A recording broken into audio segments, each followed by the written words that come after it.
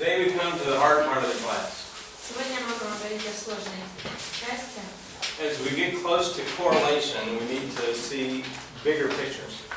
Приближаясь уже к этапу соотношения, нам нужно видеть более общую картину. So today I want to take a look at a section. Сегодня я хочу рассмотреть одну часть Писания отрывок. And then I want to take a look at a whole book. Затем рассмотреть всю книгу. And then we'll talk about correlation from the big picture, which is theology. Затем мы рассмотрим, как делать соотношение в общей картине, то есть богословие. Now, as we talked about at the beginning, all of this is based on observations. Как мы с вами вначале сказали, все это основывается на наблюдении. And so we have, let's see here.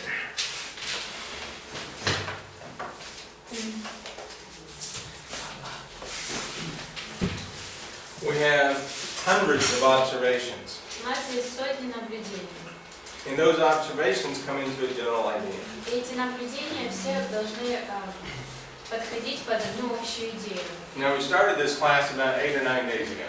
8-9 дней назад мы начали этот курс. So there's not a lot of time to read a book of the Bible 3 or 4 or 5 times. Итак, недостаточно времени, чтобы 3-4-5 раз прочитать какую-то книгу Библии. And there's not a lot of time to make several hundred observations on this subject. Также недостаточно времени, чтобы вывести несколько сотен наблюдений.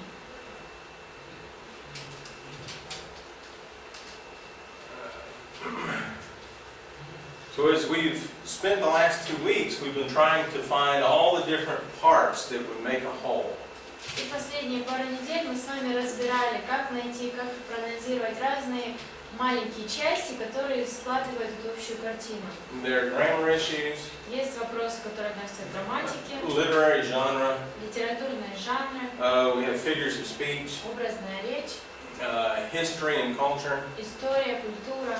and all of these things fit together to make a big picture. И все это вместе соединяется, чтобы вырисовать общую картину. Now this is what we want to have, Это вот то, к чему мы стремимся. and this is very difficult to get, И очень сложно дойти до этого, but that's our goal. но это наша цель.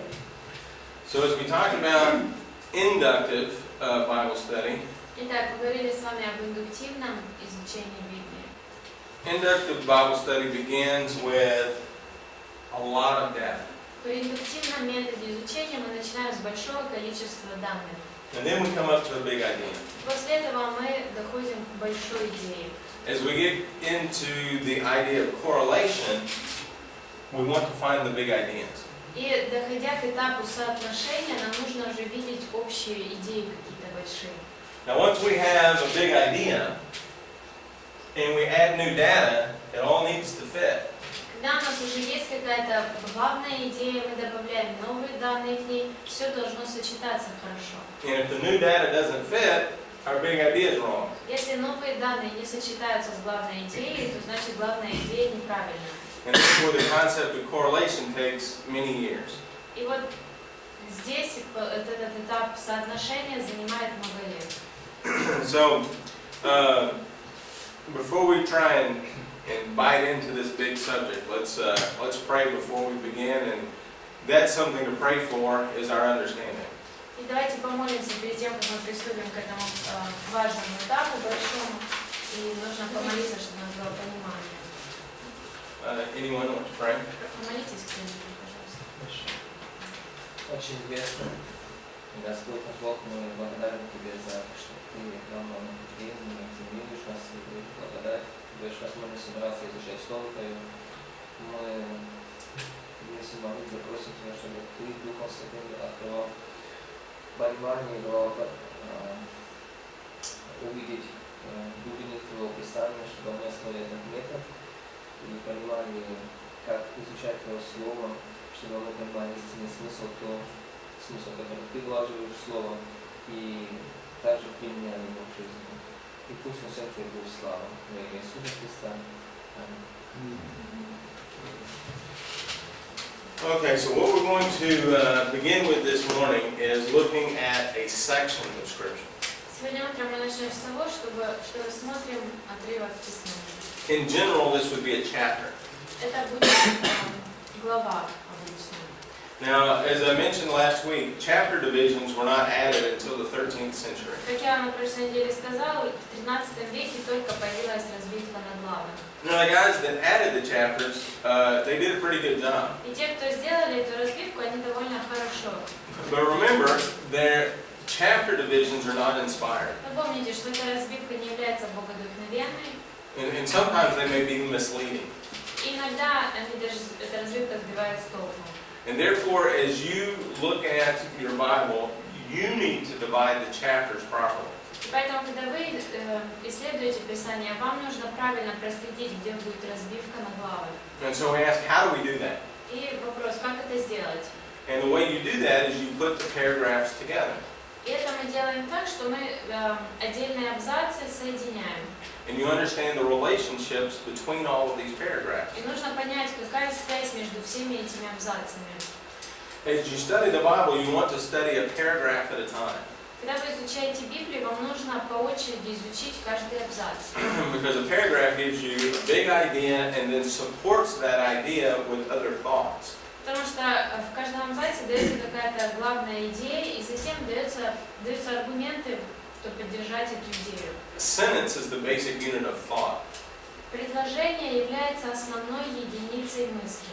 A paragraph puts several thoughts together into a concept. Итак, в абзаце одном у вас несколько мыслей соединены вместе, чтобы преподнести какую-то концепцию. Now, each of these concepts has a relationship. Но каждая из этих концепций тоже будет связана с другими. And we spent a little time working with that in Mark. Мы немного времени провели, изучая в Марка, как это выглядит. And so we want to start putting all the paragraphs together in a larger section. Итак, нам нужно научиться, как все отдельные абзацы соединять в одну отдельную секцию. Once we get all the sections laid out, then we can put all the concepts together in a book. И когда у нас уже все секции выложены аккуратненько, тогда мы можем объединить все эти концепции в одну книгу. And here's where hermeneutics starts to get exciting. И вот это как раз тот этап, где герменевтика становится более интересной.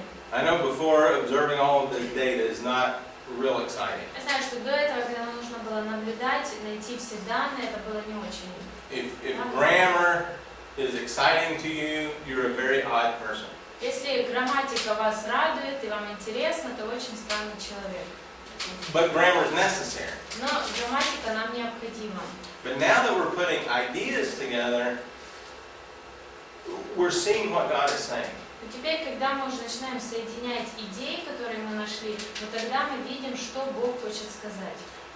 Remember our initial picture. God is communicating to us. Помните первую картинку о том, что Бог к нам говорит. God has a message that He wants to communicate to us. У Бога есть слова, которые Он хочет донести до нас. Now, as you're in a car and you drive across a bridge, do you see any of this? Когда вы едете на машине по мосту, вы видите вот эти? No, you don't. All you see is the road. Все, что вы видите, это дорогу. And you might see the pretty part of the bridge that's up above the road. И можете увидеть красивую часть моста, которая сверху. But this is what holds the bridge up. Но вот эти две колонны, они поддерживают этот мост. And therefore the grammar and the literary structure is very necessary for the message. Поэтому и грамматика, и литературная структура, они необходимы для этого послания, для этих слов. Our goal is not to get lost in the superstructure. The structure of the bridge. Наша цель не потеряться, не заблудиться в этой структуре. Our goal is to understand the message that was in God's mind and communicated by an author. Наша цель определить, какое же послание хотел Бог нам донести, и It was communicated by an author. которое Он донес к нам через автора. So when an author is writing a book, Так, когда один из авторов писал свою книгу, he has one major idea that he wants to communicate to you. у него была одна основная идея, которую он хотел донести вам. Now that major idea is going to be supported by major thoughts. И эта основная идея, ее будут поддерживать основные мысли. And therefore, each section of that book should contribute to the major thought. Поэтому каждая из секций этой книги должны что-то добавлять к этой основной мысли. Now, each of these major thoughts of a section will have paragraphs that support it. И каждая из мыслей в этих секциях тоже будет состоять из абзацев, которые тоже подтверждают эту идею. So today we want to look at paragraphs that contribute to a major thought. Итак, сегодня мы рассмотрим с вами абзацы, которые вносят что-то в эту основную мысль. And then we're going to try and struggle through a big book and look at some major ideas that contribute to an overall thought. Затем мы попытаемся разобрать большую книгу и посмотреть, как эти меньшие идеи, какой вклад они делают в основную мысль. And rather than have you make hundreds of observations and then come to class tomorrow, И вместо того, чтобы задать вам найти сотни наблюдений и затем завтра их принести, I'm going to try and guide our observations to see which ones are big observations. я постараюсь направить вас и показать вам, какие наблюдения основные, главные. And we're going to try and incorporate a lot of the things that we've learned the last 2 weeks. Мы попытаемся использовать многое из того, чему мы научились за последние 2 недели. Now, the fun and exciting part of Bible study is to discover it for yourself. И что радостно, и что интересно в изучении Библии, это когда ты сам что-то открываешь для себя в Библии. Because God has a message for you. Потому что у Бога есть какие-то послания, слова для тебя. It's not real exciting for someone else to tell you what to say. Не очень радостно, когда кто-то просто говорит тебе, что ты должен там увидеть. So I recognize that. Это я признаю. But that's kind of the nature of where we're at in the course. Но, тем не менее, вот таким нам нужно заняться сейчас в нашем курсе. Okay, so how do we study a section? Итак, как же исследовать секцию? The sections and the books of the Bible are built upon these other observations. Секции книги Библии основываются на вот таких разных наблюдениях. So our first step is to identify common elements to each paragraph. Итак, изначально нам нужно определить общие элементы, common elements, Common things. общие темы. And so we've been practicing making comparisons and contrasts. Итак, мы с вами практиковались, когда мы сравнивали, противопоставляли. Often that comparison is related to a repeated word.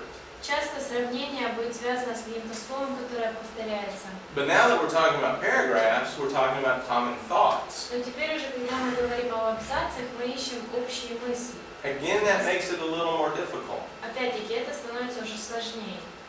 It's real easy to see the word light and then come down and see the word light. Очень легко увидеть слово «свет», потом дальше увидеть еще раз слово «свет». It's more difficult to see the concept of light and there's no darkness.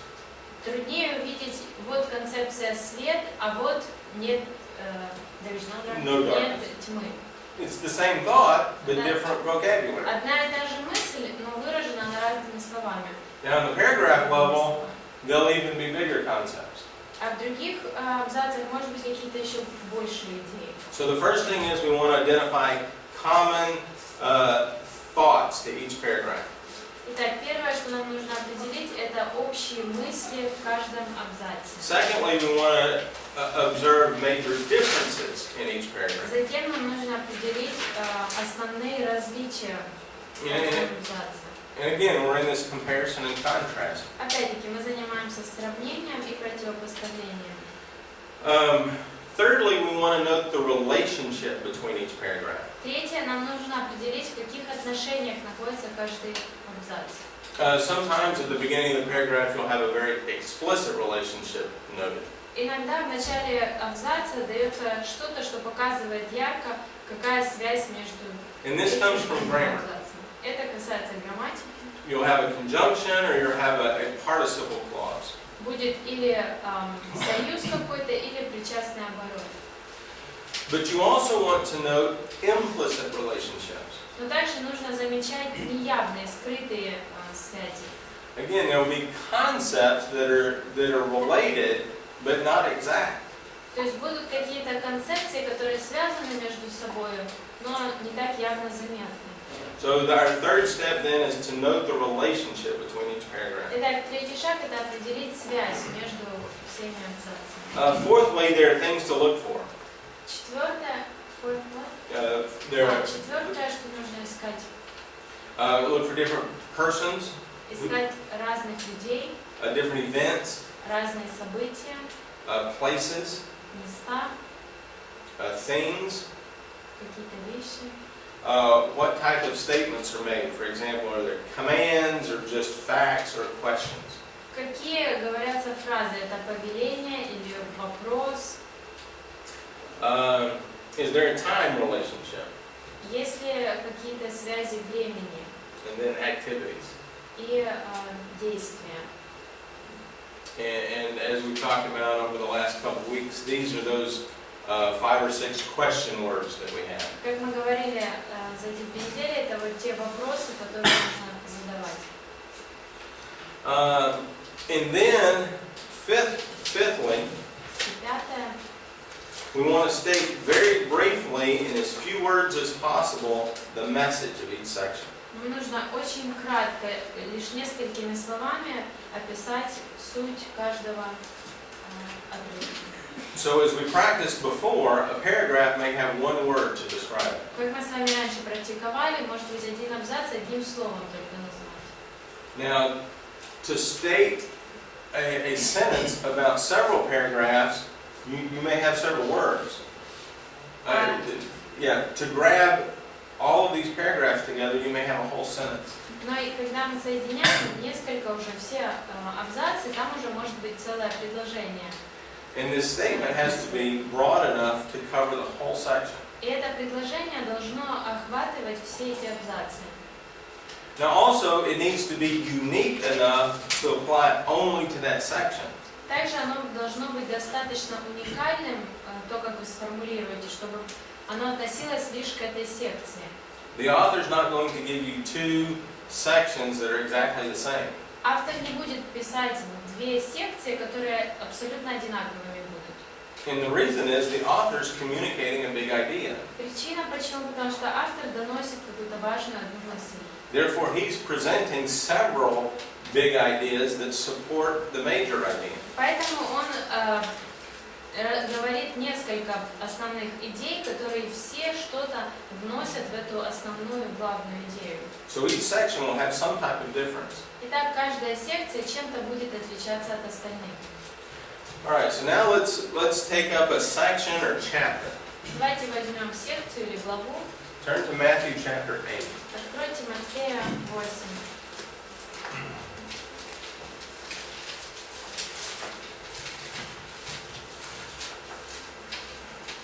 Were y'all in Mark Muster's? Did Mark Muster come earlier to teach the Gospels?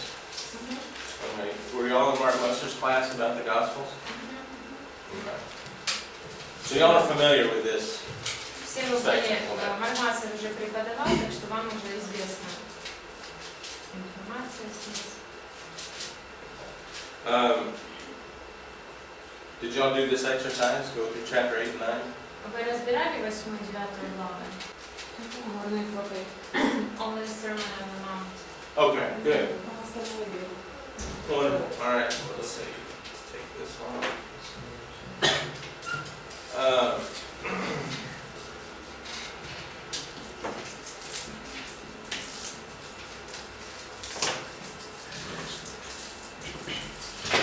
right.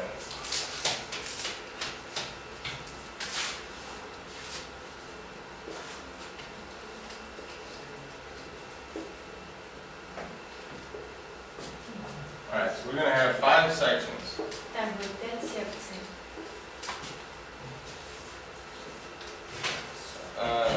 Let's see.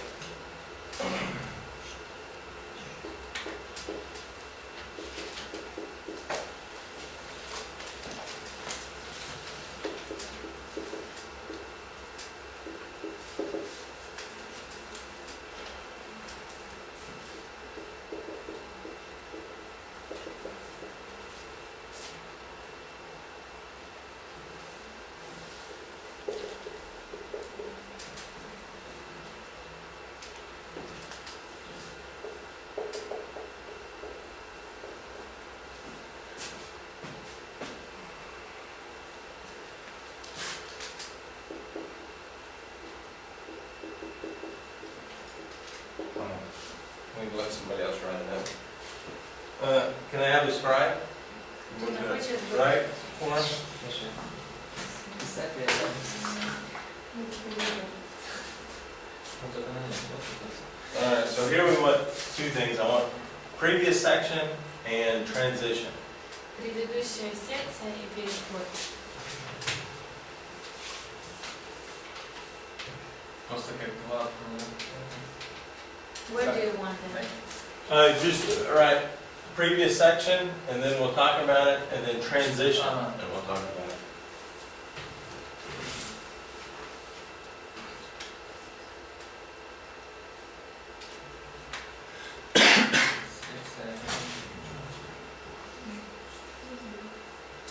И еще за ваши переводы.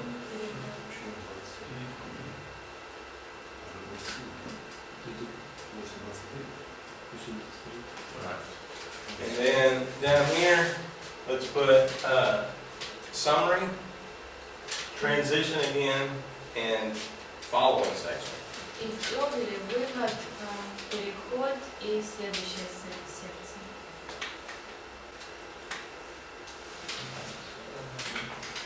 Now, the way that we would come up with an understanding of a new section И как понять новую секцию какую-то? is to go first of all to the details of each paragraph. Сначала нужно разобрать детали каждого абзаца. And we would build up from the ground up. И мы затем выстраиваем вверх, направляемся. And once we started noticing there's a big difference from one paragraph to the next, that's when we'll notice the section break. И когда мы замечаем какие-то большие различия между одной частью абзаца и другой, то мы понимаем, что там идет разрыв. So in order to explain our chart, I'm going to have to go backwards. Итак, мне придется наоборот идти в обратном направлении, чтобы объяснить нашу схему. So what is the previous section before we get to chapter 8? Перед тем, как мы приступим к 8 главе, какая предыдущая секция? The Sermon on the Mount. That's right.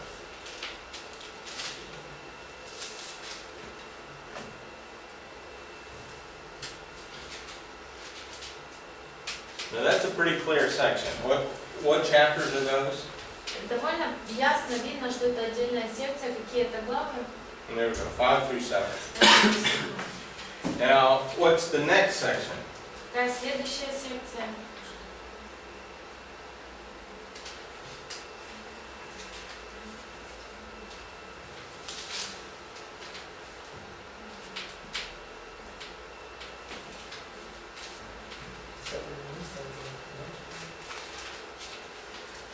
What happens in chapter 10? Что в 10 главе происходит? Descent of the 12. The sending of the 12, yes. Как это? Посылает 12.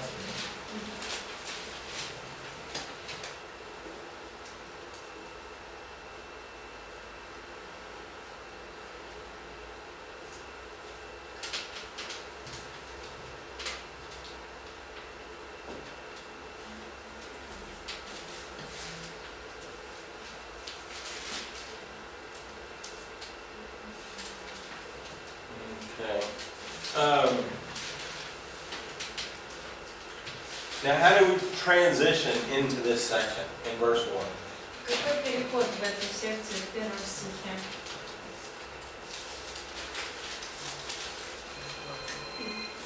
Иисус спустился с горы. Jesus went down the mountain before. That's right. And usually these things occur with a participle clause. И обычно вот такое происходит, используется частный оборот. Do you see that as a participle in Ukrainian? In the first, In the first verse? oh, he just came When down. Jesus came down the mountain? When, Oh, it says when? yeah. So, come down. So, you see, when he came down the mountain, you have a change in what? Вы видите, когда он говорит, когда же сошел он, меняется что? The setting, the place. That's right. The place changes the time changes, Место меняется, время меняется. and notice the audience changes. И также его аудитория меняется, мы слушатели Sermon меняются. on the Mount to disciples, Нагорная проповедь для учеников была, and in 8:1 we have large crowds. а в 8.1 большое множество народа. So when you see multiple changes in the setting, usually you have a new section. Итак, когда вы замечаете несколько перемен в обстановке, обычно это новая секция. Now after we say that, looking at chapter 8, there's a whole bunch of changes. И сказав это, мы видим в 8 главе целый ряд, что поменялось, того, что поменялось. He's going to go from one type of person to the next very quickly. Он очень быстро от одного человека перейдет к другому человеку. So, Как переход, когда сошел, Просто высвободить написать. Should you write something? for transit, verse 1, Matthew 8:1. Первый стих, Матфея 8:1. Okay. Now, we're going to eventually want a heading for each of these paragraphs. В результате у нас должно появиться название для каждого абзаца. But before we do that, let's look at the individual parts first. Но сначала давайте рассмотрим отдельные части. Now, our first part is verses 1 through 4. Первая часть у нас с 1 по 4. Someone read verses 1 through 4. Прочтите кто-то с 1 по 4. А коли він зійшов із гори, услід за ним йшов натовп великий. І ось підійшов прокажений, уклонився йому та й сказав: «Коли, Господи, хочеш, ти можеш очистити мене». А Ісус простяг руку і торкнувся до нього, говорячи: «Хочу, будь чистий». І тієї хвилини очистився той від своєї прокази. І говорить до нього Ісус: «Гляди, не розповідай нікому, але йди, покажися священикові та дар перенеси, якого Мойсей заповів їм на свідоцтво». So anybody have one word or maybe two words for those verses? У кого-то есть идея, как одним словом, может быть, двумя назвать эти стихи? Прокаженный человек. Leper. Leper. Very good. Let's just put it right here. 1 through 4, leper. С 1 по 4 будет прокаженный.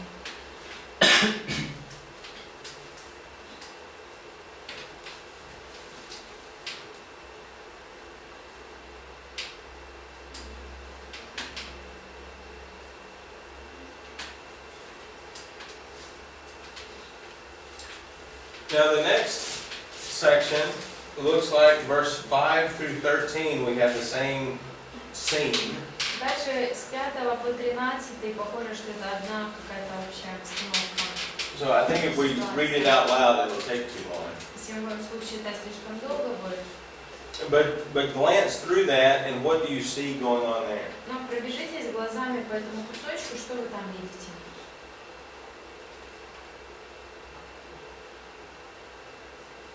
Разговор Ісуса з сотником. Jesus talked with a centurion. Mm-hmm. The centurion. Do we want that to be our label? Хотим так назвать сотник. Healing of the slave or servant or Centurion servant.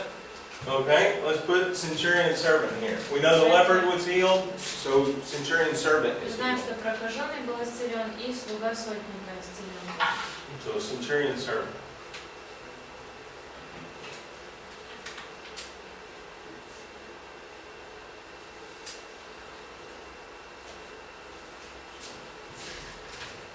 Now verses 14 and 15, what do we have? Что у нас в 14 и 15 стихе? Теща Петра. Что? Теща Петра. Mother-in-law Peter. Peter's mother-in-law.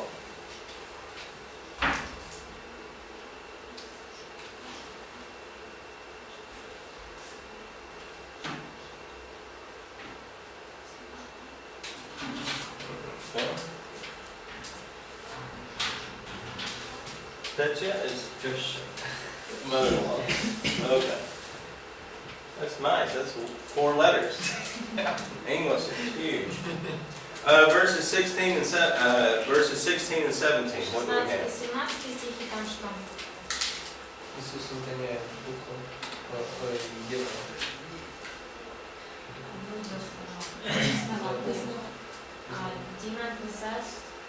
That's right. How many? Сколько? Много. Okay, so but many demon possessed. Ну, это бесстрашно.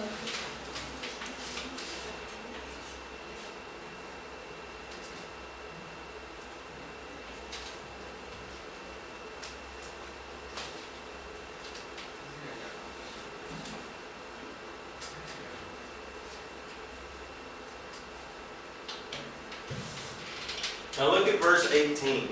Смотрите, 18 стих. 18. Would we, what's odd about verse 18? Что странного мы можем увидеть в этом стихе? Множество народов было в первом стихе, и тут он опять говорит, будет множество народа, и они уйти. A different place and the multitude of people, we saw it in verse 1, Yeah. and now again. This is a major movement. Да, то есть вот это уже основной такой переход к чему-то новому. Okay, so it looks like the section stops at verse 17. То есть похоже, что на этом секция заканчивается. I'm sorry, the paragraph stops. Абзац, не секция, абзац заканчивается. So let's stop at this point and let's look at this. Итак, What's common? давайте остановимся и посмотрим, что общее для этих всех кусочков. Исцеление. Healing. Healing. Okay, so that's a good one-word paragraph title. Это хорошее такое название из одного слова. Для абзаца. Можно вопрос по поводу этого абзаца?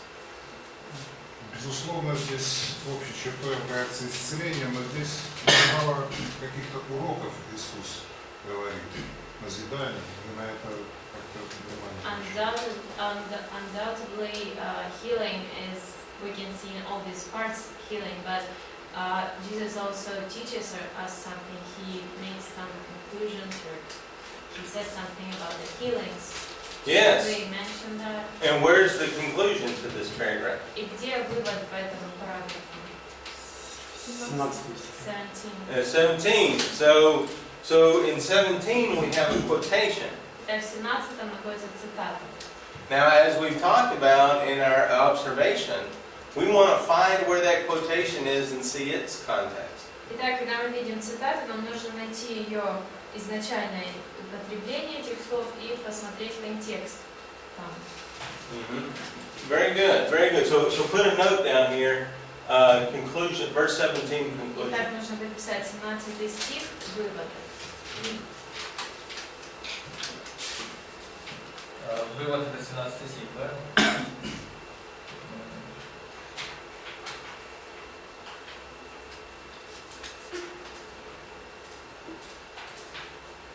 Okay, good observation.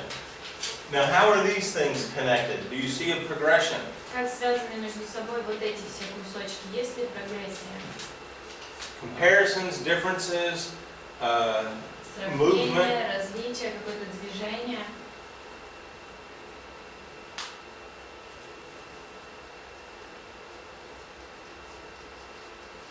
Ну, пора настания. Иисус сначала исцелил одного, а другого, а потом много. He healed one, then the other, and then me. Very good, yeah. So we see Jesus and the leper, that's all. Сейчас мы видим Иисус и прокаженный, все. Now we see Jesus, a centurion, and a servant. Затем мы видим Иисус, сотник и его слуга. Jesus, Peter, and his mother-in-law. Иисус, Петр и его теща. Now we have many demon-possessed. А теперь много бесноватых. So we're moving, we're building, Итак, здесь выстраивается эта идея, возрастает. and we build up to this conclusion. И доходит она до этого вывода. An Old Testament quote. Цитата из Ветхого Завета. Okay, so let those juices flow in your mind for a minute. Итак, пусть эти все мысли пока оседают у вас в разуме. Now let's look at this next paragraph. Теперь давайте посмотрим следующий абзац. Who's that? Is that me? Нина. Oh. Let's see. This first section here, we have. Did I have this right? You're at 21? Is it 21? Oh, yes, 22. Yeah, that should be a 22. 2, or divide. Okay. All right, so in this paragraph, what do we have? Что в этом абзаце у нас?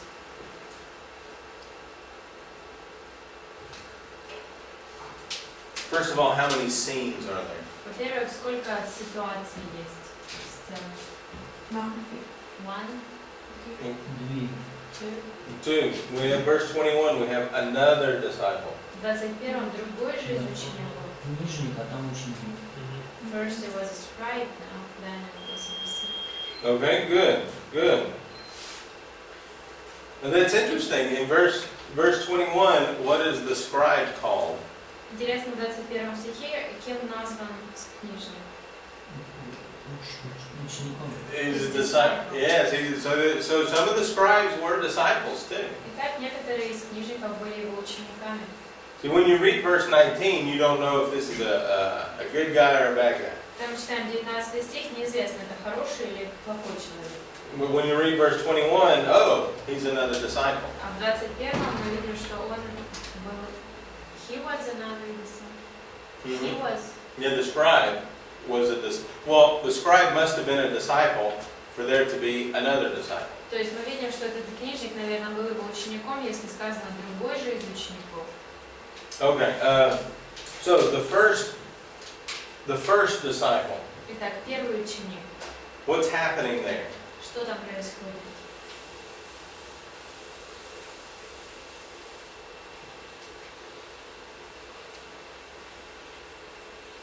Now notice what we have in verse 20. We have one of these figures of speech.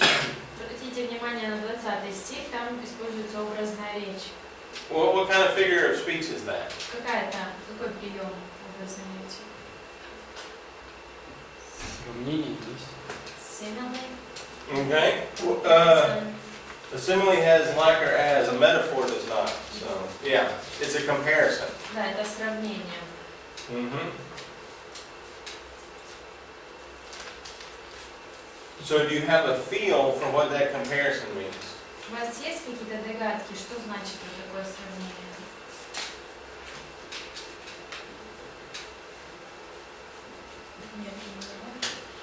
He has no hope. That's right. There's no home. And what do you think the scribe meant when he said what he said? А как вы думаете, что имел в виду книжник, когда сказал эти слова? Он, наверное, думал, что у Иисуса есть много имущества. He thought that Jesus had lots of Защиты. possessions. Well, that certainly would be an implication. Mm-hmm. If Jesus has no home, he has no place to keep his possessions. Если у него нет дома, то негде и держать свое имущество. But look at the statement the scribe says. Но посмотрите на фразу, которую говорит этот книжник.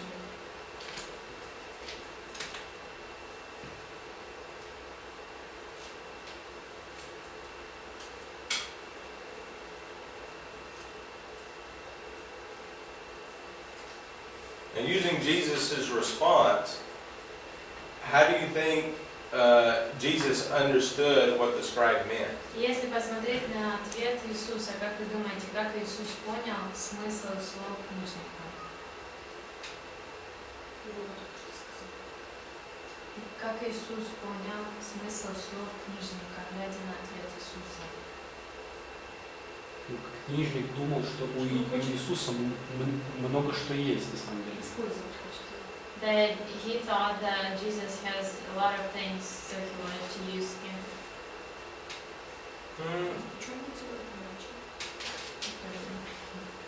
Do you see that there? Вы там это видите? Ну, это толкование, но там текст не сказано. Now look at verse 18. How does that contribute? Посмотрите 18, как этот стих еще относится к этой ситуации.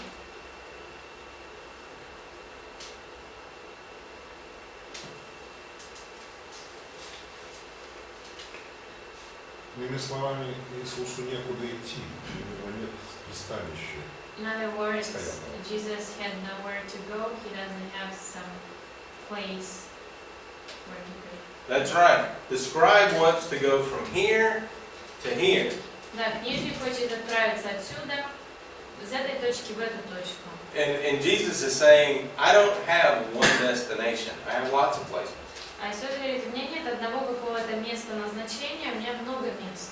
And I guess when what you're talking about with possessions, the scribe wants to go somewhere and stop and settle down. И книжник, когда мы говорили о имуществе, наверное, он, если он думает, что у него есть, он хочет пойти, he wants to go there and what? And settle down, Он just хочет stop. пойти туда, где его есть жилье, и там осесть. And Jesus is saying, we're not stopping. А Иисус говорит, у нас нет где остановиться, мы не собираемся нигде останавливаться, оседать. So how can we take this into one word? How can we take this concept into one word? Итак, как эту концепцию одним словом можно описать? Странничество. That he is a stranger. Okay, that's the concept of the Old Testament ger, I guess it is. What is Yeah, it? stranger like the one who keeps going somewhere. The sojourner. That's a weird word in English. I don't know. What do y'all call it? Yes. Oh, that's what he said. Okay. Well, yeah, put that on there then. Yeah. Mm-hmm. No. The first paragraph. Yeah. Verse 18 to 20. С 18 по 20.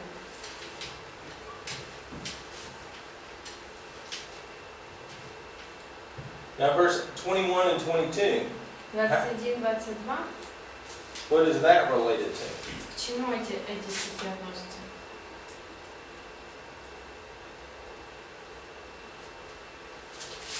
Нет семьи. He has no family.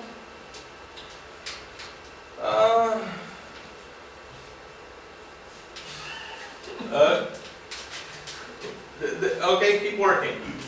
Работайте еще. Понимаете еще. You shouldn't depend on anything. Традиции. Maybe clear distinction between dead and Семейные традиции. Then alive, what's the difference? family traditions. А в чем разница? Traditions? Those who believed. Mm-hmm. Spiritual, not just physical. And so why is the spiritual more important than the physical? И почему духовное более важное, важнее, чем физическое? Because it's eternal. Yes. So what is he telling the disciple about? Итак, что он говорит этому ученику о чем? Но он, похоже, что он говорит, что я пойду поховать. Это значит, пойти еще, побыть, пока родители живы, а потом я пойду за тобой. Так? I don't know how we should understand the words of this disciple. He doesn't mean just to go and bury them, but go and stay with them till they die and then bury. Потом. Yeah. So we have a tradition, we have the physical, and we have the family. Так, есть традиция, есть что-то физическое, есть семья. And then Jesus answers, there's something more important. А Иисус в ответе его, он говорит, есть что-то более важное. These things I don't think Jesus is saying is not important. Я не думаю, что Иисус говорит, что вот это все не важно. I mean, I think he certainly thinks there's a respect for Father. Я уверен, что он считает, что уважение отцу должно быть. You know, a love for family. Или к семье. Can we say that it's about right priorities? Yes, good. Priorities. Да. Thank you. So priorities.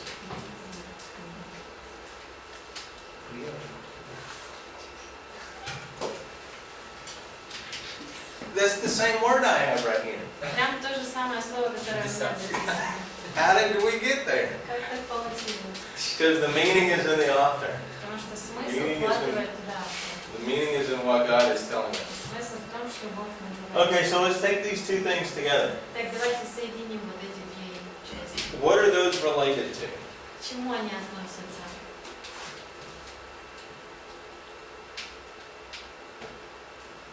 Туда. Вони относяться к ученикам. They are related to disciples. Very good. So let's put on disciples or discipleship. Ученичество. Ученики или ученичество.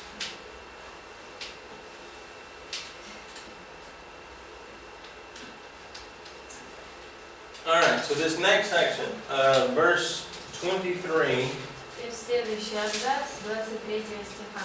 through 27. What are we observing there? От 27, что там мы видим? Получается, у нас больше. Да? Там все правильно. Нет. 27. Мы читаем по 27. Там мы читали маленькие кусочки. Глава 8, у тебя там 9. Так вот, если о чем мы говорим? Но на маленькими кусочками будем все считать, просто вот как первый было. С 1 по 17, а мы читали Я по кусочкам. Ну, надо поделить до 27-го, потом или нет. Ну, кусочками Далее, как читаем. мы So here, делаем? 23 through 27. Ну, там же тоже были. Давайте мы сделаем. Да, ну то есть это один абзац, да? Он не делится еще на номер, да? Ну, мы же там делили. Как там? Ну да, ну видишь тут. Какая разница? Мы делили Да. кусочки. Запутался просто.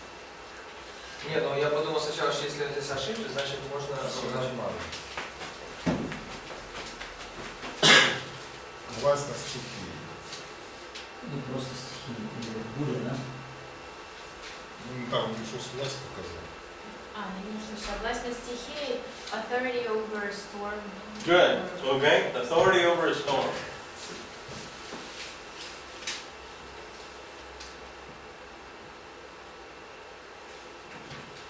Я думала, это вы детали рассказывали.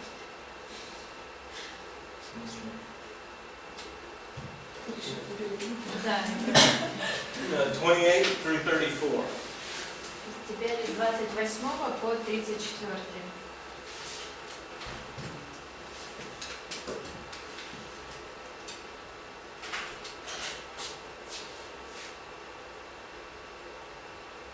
Ну, у меня все равно вопрос. Когда я вас спрошу, смотри, в 28 мы видим «и когда». Это не показатель нового абзаца, потому что до этого мы так не делали. In verse 28 we see this word and when. Doesn't it mean that it's a new paragraph? It'll be a new. We'll see when in almost many of these paragraphs, Мы в многих из вот этих частей внутри их and увидим. that'll be this new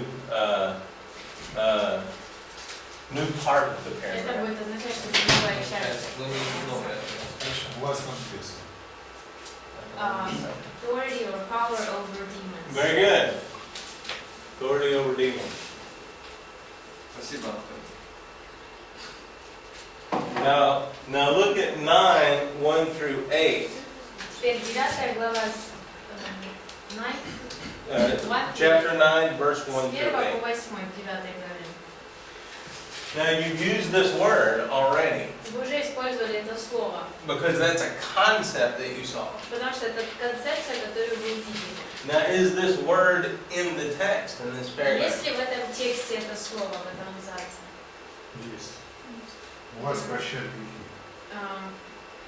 Authority, I don't know what you have in your translation, authority to forgive sins. Yes. So how do we characterize this paragraph? There's two choices. Итак, как же описать вот этот абзац? Есть два варианта. Authority. Authority over sins is what it says.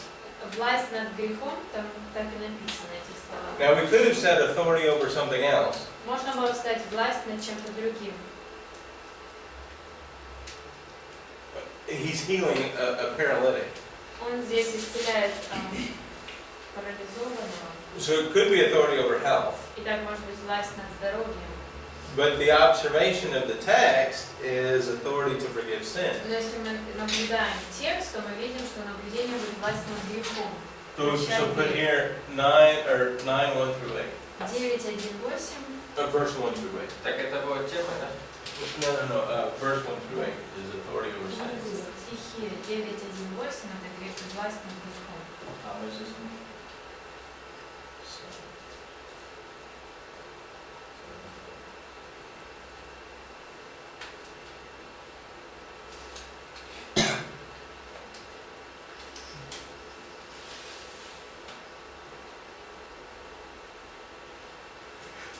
Now, do you notice something that is common between each of these?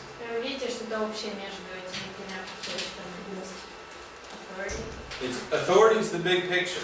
То есть основная картина, которую он хочет показать, это власть. Yeah, good authority. Yeah, Да, there- good. просто власть написать. Now, what are we seeing here? What are these issues?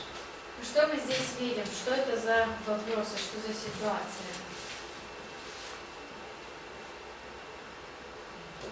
как бы это отношение относится к Христу, да, It's что related to Christ. Его Yes. божественности. его власть, его власть. Proof of his divinity. I agree with that. Я согласен с этим. Yes, yeah, I agree with that. But we have, what did you write? Is that storm? Where? The first one is Mhm. so we have a storm, and we have demons, Итак, у нас есть буря, стихия, бесы, and we have health and sins. и есть здоровье, грехи. How are those three things related? Как связаны между собой эти три вещи? Мессия будет над ними властью и сверху влияет. The Messiah will have authority Да. over them. That's a true statement. What's our emotion related to a storm, to demons, to our health, and to our sins? Но эмоционально, как мы реагируем на стихии, на бесов, на здоровье и прощение грехов? Fear. Fear. So he has authority over all fears. То есть он имеет власть над всеми страхами. Now I would almost say that that statement, authority to forgive sins, may actually be a conclusion like we have over here. Я бы даже сказала, вот эта фраза «власть прощать грехи» может быть выводом, как там у нас был But вывод. let's leave it like this. This is a great way to summarize. Ну, давайте так и оставим, это хороший способ, как это подсуммировать. But we want to ask questions on how those three things are related to each other. Нужно задаваться вопросом, как вот эти три аспекта связаны друг с другом. And then we note that Jesus has authority over all of them. И затем мы знаем, что у Иисуса есть власть над этим всем. Now in verses 9 through 13, Теперь с 9 по 9 13 through стихи. 13, what do we see there? Что мы там видим?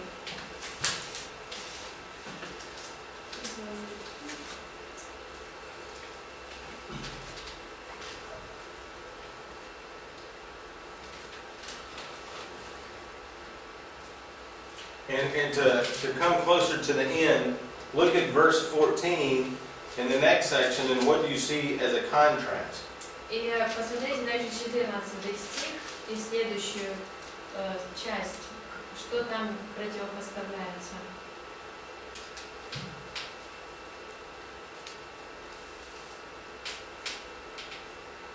То, что Иисус ест и пьет без каких-то ограничений. That Jesus is eating and drinking with no limitations. That's right. So verses 9 through 13, what's eating and drinking? Итак, с 9 по 13 вот это, то, что он ест и пьет, это Do you have one word for all of одним that? словом. Можно это назвать как-то? Отношение грешников. His attitude towards sinners, Okay. Человечно. humanity of Jesus. You're right. Compassion? No, humanity of Jesus. Oh, humanity. Oh, okay. That's a good point. That's a good point in Это this section. хорошее замечание. But eating and drinking, what do you call it when they're eating and drinking? Питье и еда, что, как это назвать? We call it partying. Подразумеваем то, что он веселится. In the Old Testament, we called it what? А в Ветхом Завете как это называлось? Пир. Feast. Feasting. Yes. So, yeah. So Пирует. yeah. Feast. Maybe put feast, sinners, and you said humanity. А пир, грешники и человечность.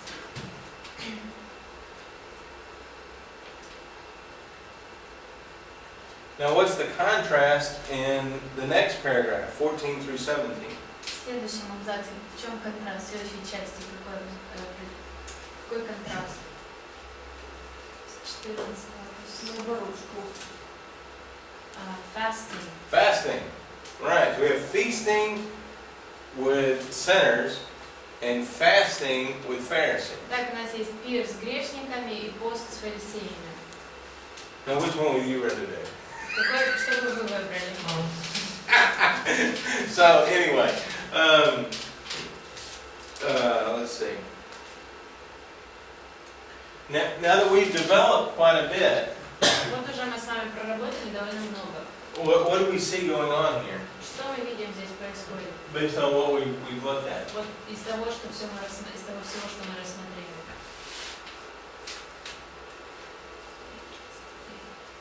Contrast.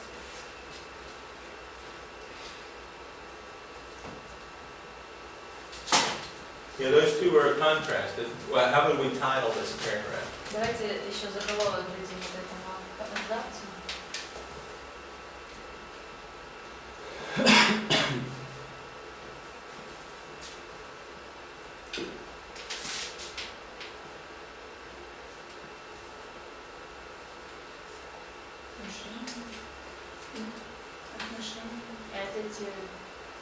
Attitude. Attitude related to what? Отношение к чему? People. Very good. Attitude toward discipleship, maybe. Отношение, It's the calling of Levi. отношение к ученичеству.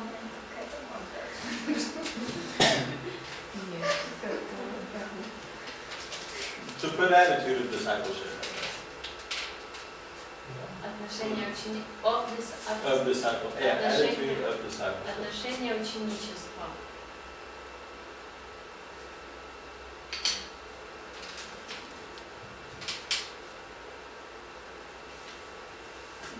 Можно объяснить?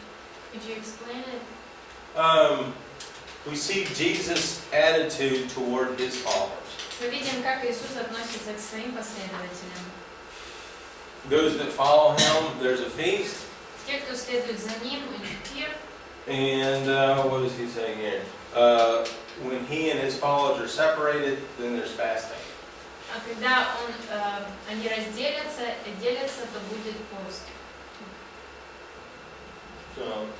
So there's an attitude there related to discipleship. Kind of То есть interesting. у него есть Fits свое with it. отношение к ученичеству. Whose attitude is he dealing with here? А здесь он отношение кого разбирает? Disciples. The disciples' attitude. Whose attitude is being expressed here? А здесь чье отношение описано? Jesus. Jesus' attitude. Interesting. Nice little connection. Now, I know we're close to out of time, but let's finish this up here. We're almost to the end. Я знаю, что уже почти закончилось время, давайте закончим. Verses 18 through 26. С 18 по 26.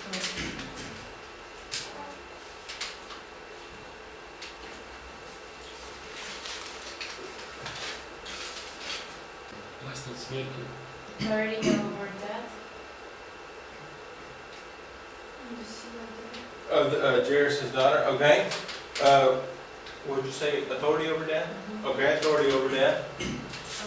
The power of faith. Power of faith. I like that. But authority over death / faith. Власть над смертью и касая черта вера.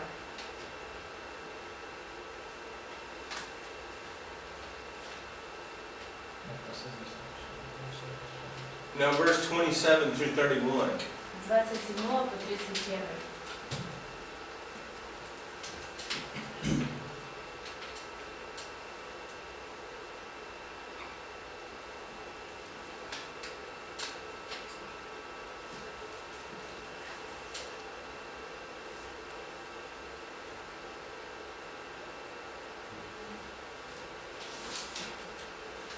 Исцеление слепых. Healing of the blind. Healing of the blind. And what's one of the key words there? Одно из ключевых слов там какое? Вера. faith. Faith. All right, so the same, we see it again. So healing of the blind / faith. Опять мы видим исцеление слепого, писать черта вера.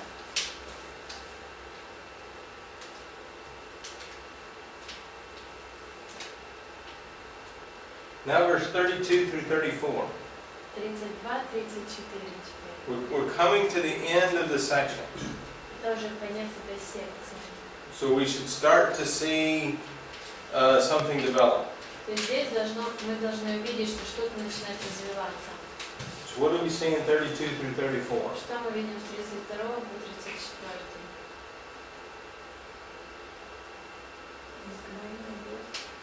Casting out demons.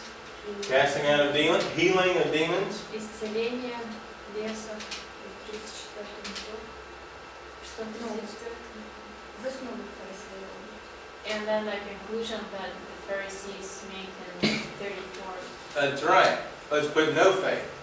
Давайте напишем «нет веры».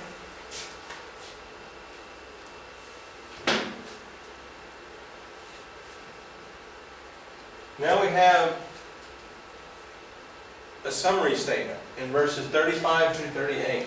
С 35 по 38 там подводится итог в этих стихах. Now how does that summary statement take up all the things that we saw?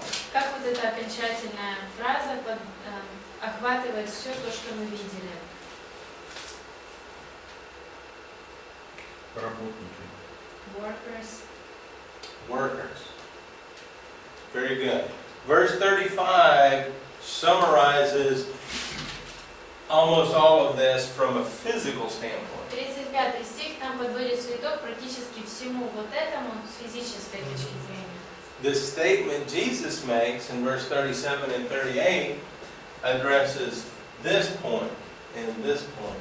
От 36-37 стихи там Иисус, когда делает свой комментарий, он говорит уже о вот этих последних двух мыслях.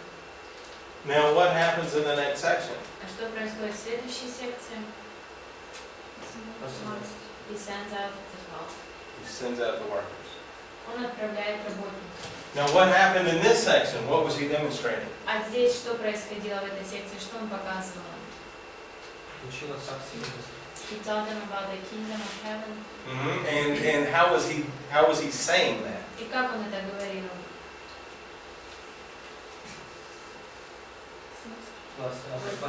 With authority. He was the authority over the law. Это был авторитет, власть закона. He's the authority of the king. Он является властью в этом царстве. And so he uses his authority to make proclamations as king. Итак, он использует свою власть, чтобы провозглашать что-то как царь. And then you see, what do we have? Healing А затем, что мы видим? Исцеление, and miracles чудеса, and healing. исцеление. And what do those things do? What do we say here? И что все это, к чему это все приводит, что мы в выводе сказали? Что мы Доказательства. proofs of this Messiah that he That's right. These are the proofs that the Messiah has arrived. Да, вот это и есть доказательство того, что Мессия прибыл. Now what's embedded in the middle of the proof of his А messiahship? посреди этих доказательств что находится? Ученичество. Discipleship. Discipleship. It's all merged together. Все это вместе держится. And then what happens next? А что дальше происходит? He sends out the Он disciples, отправляет учеников, the workers. работников. So now from our observations, we're starting to see some connections. Итак, на основании наших наблюдений мы начинаем замечать связи. And so we ran through this in an hour, and I know there was a lot of help going on, but you see how well you did. Да, мы всего лишь за час это сделали, я много помогала, но видите, как хорошо вы все это проработали. Now when you come to teach this section, you see the relationships of each of the pieces. Теперь, когда вам нужно учить по этому отрывку, вы видите взаимосвязь всех частичек. And you can start to emphasize the things the author wants to present. И вы можете уже делать ударение на том, что автор хочет преподнести. So let's take 10 minutes. Давайте перерыв сделаем.